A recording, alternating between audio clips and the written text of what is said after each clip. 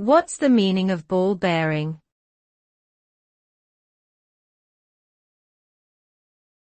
Ball bearing.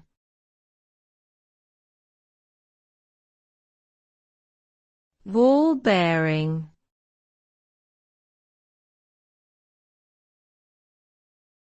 Ball bearing.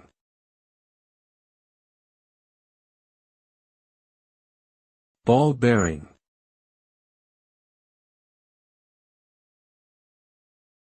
A ball bearing is a type of rolling element bearing that uses balls to maintain separation between the bearing races.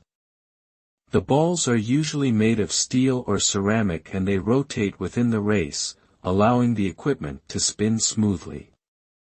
Ball bearings are commonly used in a variety of applications, including conveyor systems, automobiles, electric motors, and aerospace equipment.